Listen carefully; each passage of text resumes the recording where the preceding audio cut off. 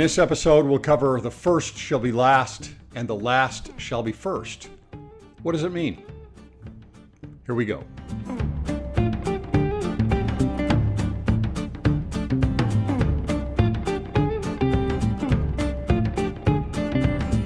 So here in episode 2, we're going to continue with Matthew 19. As you recall, in the last episode, we ended with the story of the young rich man who did not want to give away his riches, though he was willing to follow all of the law of Moses and the lower law. And Jesus talked about how we should be putting our trust in things that are spiritual and in things that are like him and not in material goods.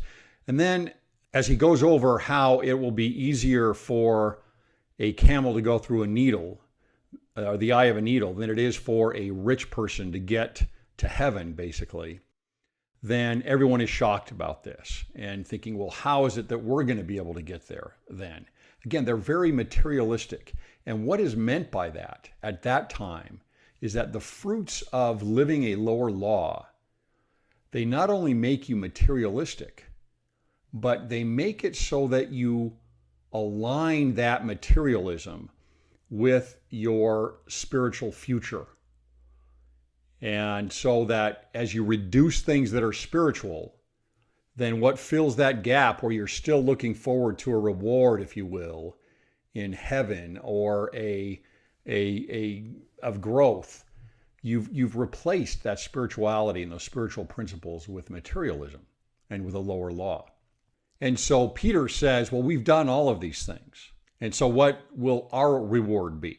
And he talks about how they are going to be judges in Israel. They will judge the 12 tribes of Israel. And then he follows up with this. He says, and everyone that hath forsaken houses or brethren or sisters or father or mother or wife or children or lands for my name's sake shall receive 100-fold and shall inherit everlasting life. Again, what is happening here? He is talking about those that are poor in spirit or that have had to sacrifice greatly, that their reward will be great in heaven. Again, it's that mirrored reality. Those that are at the bottom here in those kinds of conditions will be at the top in heaven. And those that have been willing to sacrifice things here on earth, sacrifice carnal things, material things, lower law things, will have a greater reward in heaven. And that leads him right into what we ended up with last episode. And that is the final verse in chapter 19, which is verse 30, which says, but many that are first shall be last, and the last shall be first. This is a very interesting phrase, and it is a concept that is underpinning the entire gospel. It is a primary focus of the doctrine of the gospel. And he goes through a few parables here to try and explain this and to give examples of it. When we're done with the parables, I'm going to go over a little bit more about what my thoughts are on what this means, because I think it really goes to the core of the doctrine of the gospel. So if we go over to chapter 20, Jesus gives us the parable of the laborers in the vineyard. And this is basically how this goes. The Lord of the vineyard makes a deal with several laborers and says, look, I'm going to pay you a penny a day for today to come and work in my vineyard. Penny is equal to the Greek denarius, which is basically a one-day wage, one full day's wage. And they agree to this, and the laborers come and they start working. And this would be at the very beginning of the day. So the beginning of the day would start at 6 a.m. And then he comes back, it says, at the third hour, and he found many others standing idle in the marketplace. That would basically mean that they're unemployed for the day. So he comes in and he gets more laborers, offers them that he's going to pay them not a penny a day, but a right amount or a just amount for them. And so they come and they work. They would be hoping that they would get paid a portion, at least, of proportionally to the work that they're going to put in for the day. And then he goes back again in the 6th and the 9th hour and tells them the same thing. He doesn't tell them he's going to pay them a penny a day. He tells them, I'm going to pay you what is right. And so they come and they work. And then finally he goes back again and he finds more laborers in the 11th hour. So this would be an hour before the sun goes down, basically. And so there's only an hour left of work that can be done in the vineyard. And he hires them, tells them that they're going to be paid a just amount. And they go and they work for the rest of the day, which is 1 hour. And when they're all done at the end of the day, the Lord of the vineyard, this is according to Jewish law, would need to pay them that same day. And so he has them come in and line up, and he actually pays first those that came in at the 11th hour. And he gives them a full penny, or in other words, a full day's wage. And those that came in at the 9th hour, a full day's wage. In the 6th hour, a full day's wage. The 3rd hour, a full day's wage. And then the last group comes in, which worked the entire day, and he pays them what he had agreed upon with them, which was a penny. And that is a full day's wage. And so they murmur, and those are the actual words that they use. In verse 11, it says, and when they had received it, this is the first group that came in and worked the entire day, they murmured against the good man of the house, saying, these last have wrought but 1 hour, and thou hast made them equal unto us, which have borne the burden and heat of the day. But he answered one of them and said, friend, I do thee no wrong. Didst not thou agree with me for a penny? Take that thine is, and go thy way. I will give unto this last even as unto thee. So to the last, he's going to give the same as he gave to the first. Right? Keep that first and last in mind as we go through these parables. And then in 15 is just a fabulous line in the scriptures. He says, is it not lawful for me to do what I will with mine own? Right? In other words, why are you concerned with the others? You and I agreed on this, on a certain price. And then he gives us this little nugget here. He says, is thine eye evil because I am good? What a great line. Is thine eye evil because I am good? In other words, I am helping those that may be poor, that did not have a chance to work the entire day. And I'm going to give them a full wage, a full day's wage. So is your eye evil for that? Do you resent? Are you jealous because I am being good and helping others out? This is a very similar theme that we have in a number of the parables. One that stands out is the prodigal son, right? The older brother, wondering what's going on. Why is there so much given to the son that is a prodigal son and has gone off and not done things wisely? Why is the fatted calf killed for that son?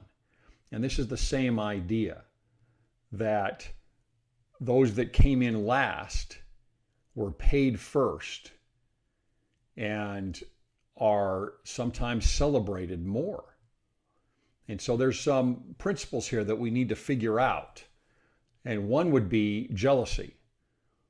How does jealousy affect us in this type of a situation? Are we jealous in situations where others have good things happen to them? And where we're in a situation where something does not seem fair to us. Again, I'll say it again. The gospel is not fair.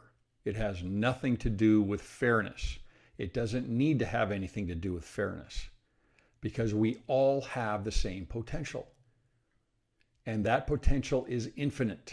There is a law of abundance, of growth and spirituality and fulfillment and happiness for all of us. And so to try and compress that eternal principle down to fairness within a certain period of time, it doesn't make any sense. It's fitting a square peg into a round hole. It doesn't work. And he finishes off the parable saying exactly what we had initiated the parable with, which was, so the last shall be first, and the first last. For many are, he adds this, for many be called, but few chosen. Now we've all heard that phrase before. What does that mean? What do you mean many are called, but few are chosen? Who would be chosen? I think in studying this previously, one thing that I learned about that phrase is that chosen, think of the elect, right? When we elect something, we choose something. It's the same concept. It's not specifically used in the way that we would say that God chooses this person over somebody else. Just like the elect are not chosen over somebody else. It is based on what they choose and how they grow and what they do. And so the chosen are those that choose to live a certain life, and they're the elect of God. So replace chosen with elect and understand that that's not something that is given as if God were a respecter of persons. Something that's really interesting is if you look in section 121, now remember what is happening in that section. That is the gut-wrenching experience that Joseph Smith is having as he is jailed in Liberty Jail. And he finally cries out, how much more, Lord, can I take? This is beyond what we can handle. And the Lord comes back and says basically, hey, Joe, look, is this anything like Job? Are you going through anything like what Job went through? Chill out a little bit here. Put some perspective in place. Understand what is going on. Take in your suffering and experiences. It'll make you better. After all, you haven't gone through what Job has gone through. Have you gone through what I have gone through? And so when you think about the first will be last and the last will be first, in this case, this is something where Joseph Smith, in a condition of suffering and sacrifice for the kingdom of God, is in a sense being moved more toward the first, right? Because he is going through sacrifice and suffering in the name of Christ. And Christ says to him at this point, many are called and few are chosen. And the reason they're not chosen, he says, is because their heart is on riches. And that's exactly what Luke and Matthew have been going through with all of these parables. The chosen are those that can move beyond the lower law, that don't set their heart on carnal things, on physical things, on materialism, but they can actually trust in, which means lean on, spiritual things more than the things of mortality. And that's what moves us beyond, right?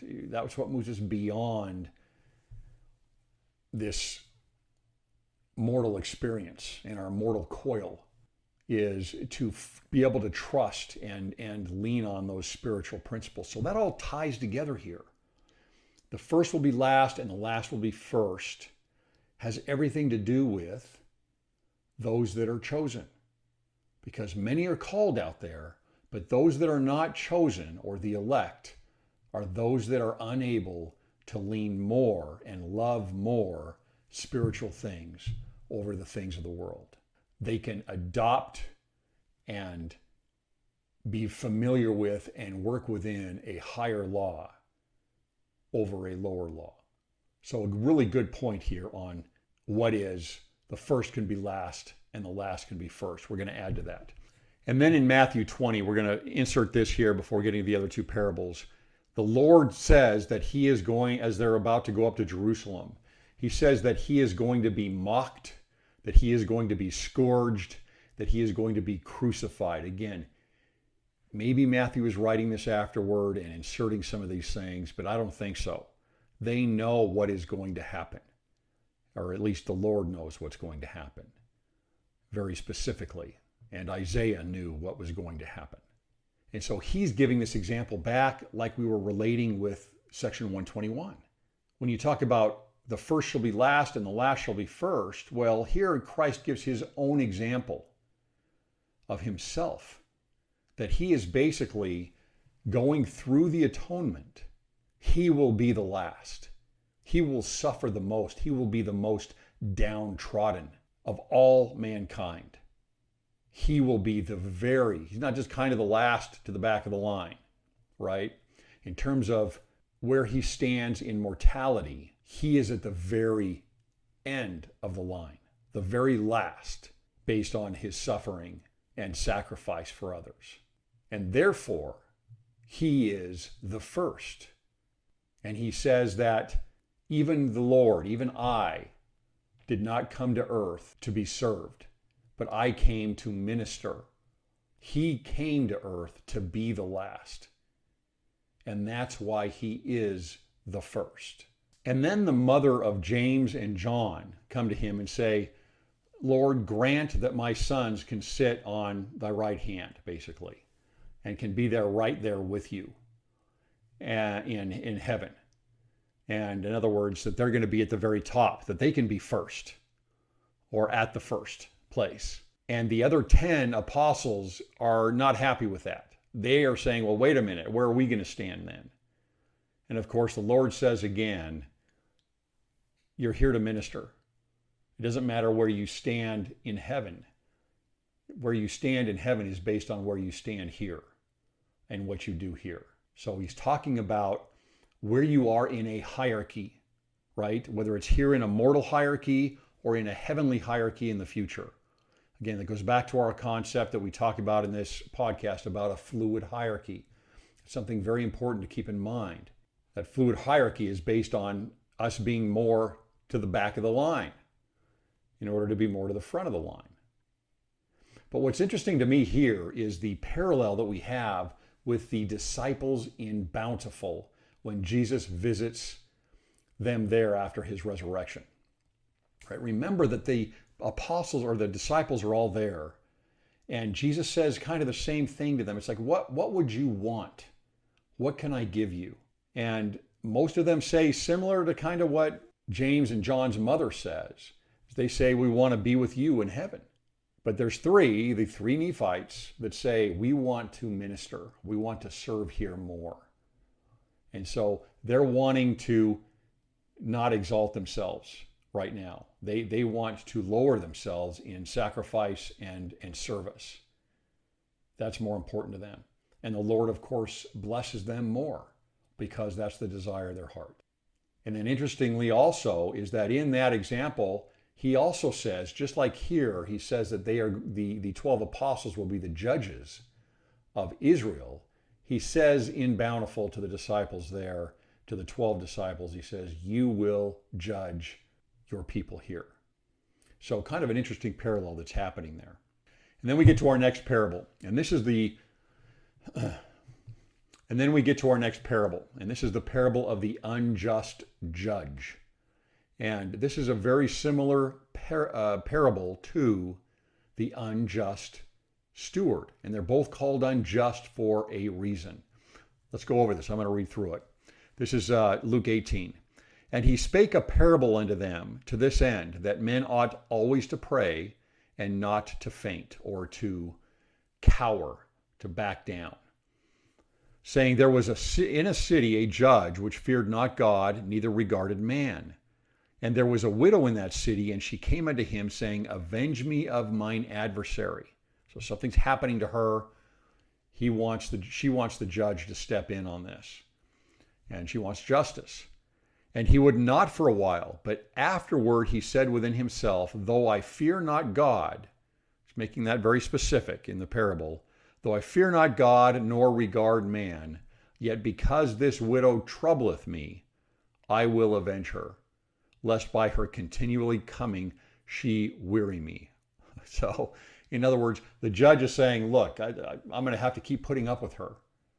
I don't care at all about man or God or the widow at all. But I'm going to take care of this and put justice in place because I don't want to deal with her anymore. And so what he's doing is similar to what one of the angles of the unjust steward is he's putting in a temporal example.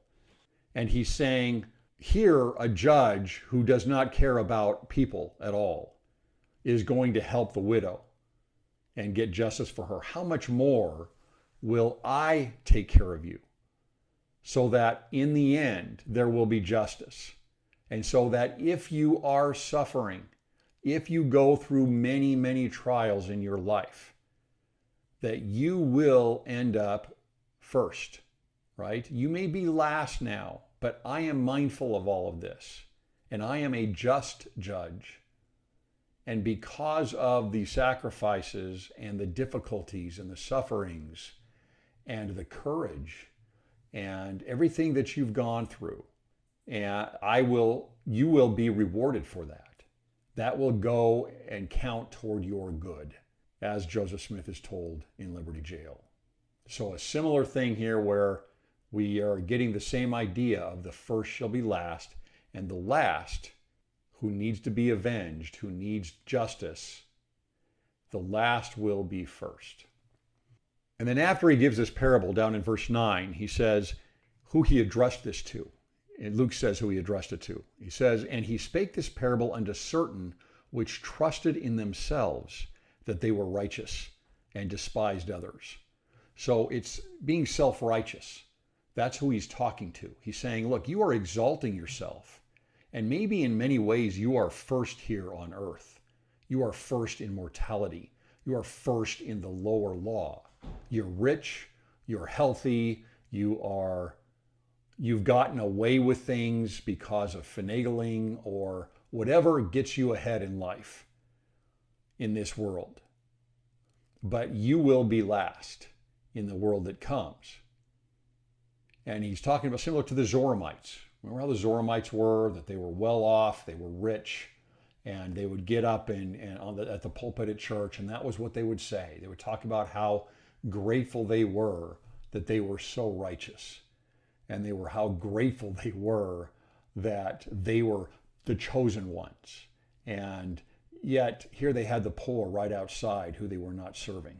They were not lowering themselves to be the last so that they could be the first. They were simply trying to take a shortcut without changing themselves, without good works and service and faith, to say, we're going to be at the front of the line. Basically, they're taking cuts, right? They're cutting into the front of the line.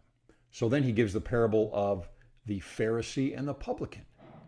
So remember where we are with this, where there are, these are people that are on opposite ends of the spectrum. Many of the publicans apparently have converted, and Jesus has spent time with them, and they have been dishonest.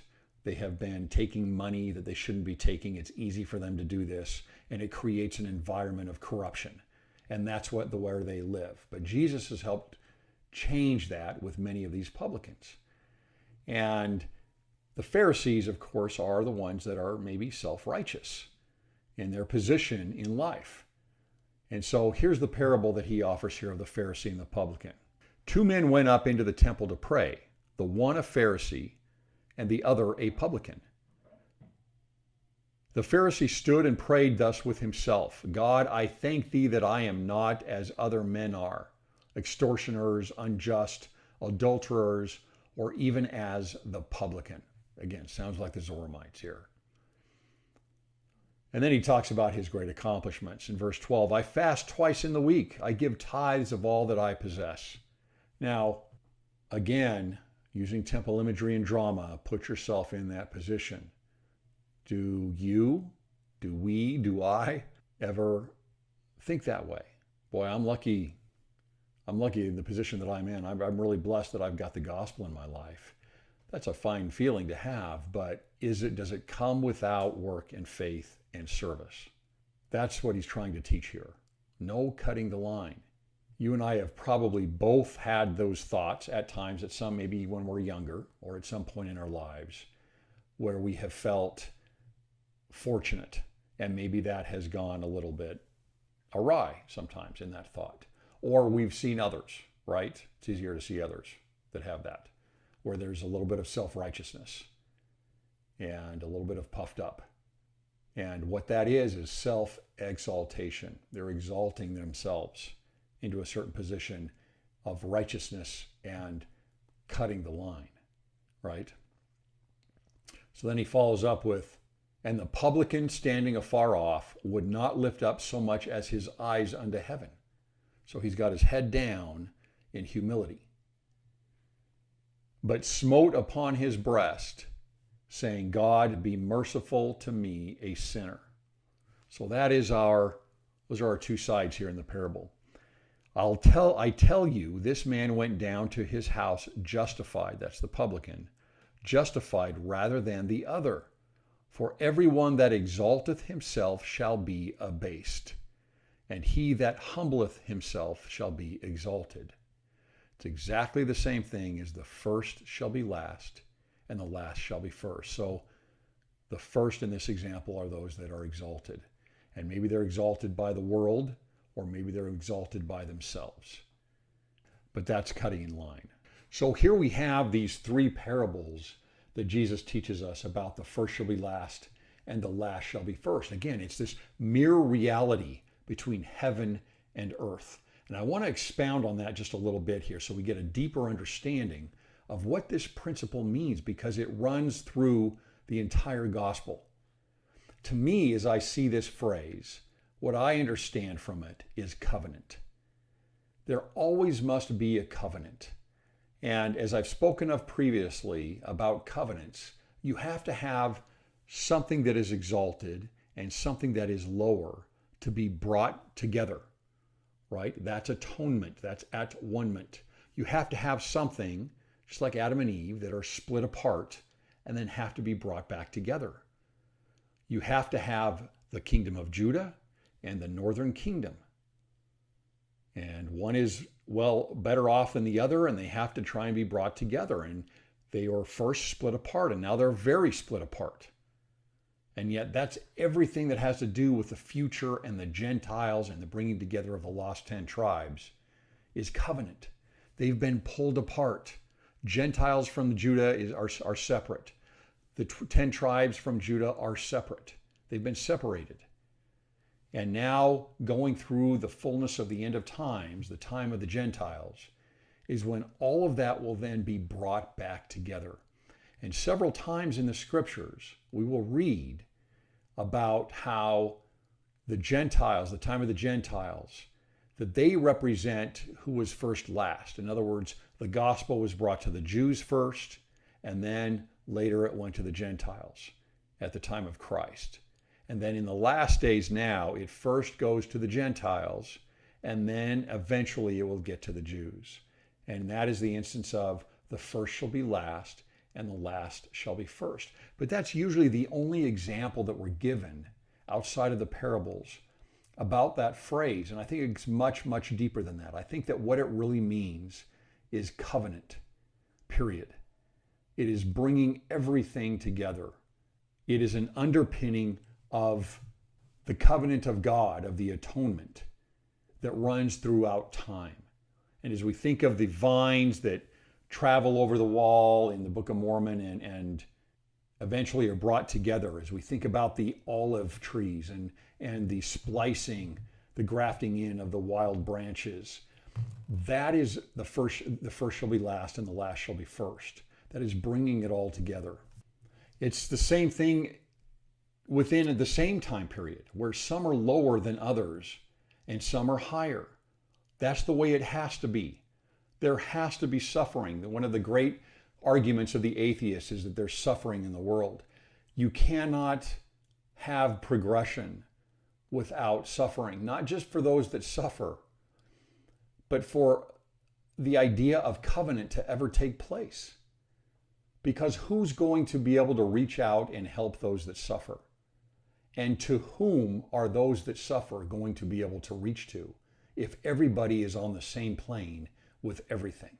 The corrupted, perverted concept of everybody being the same and equal in a utopia of sameness is in direct opposition to the plan of God, because then you cannot serve, not to the same extent. You cannot choose to the same extent.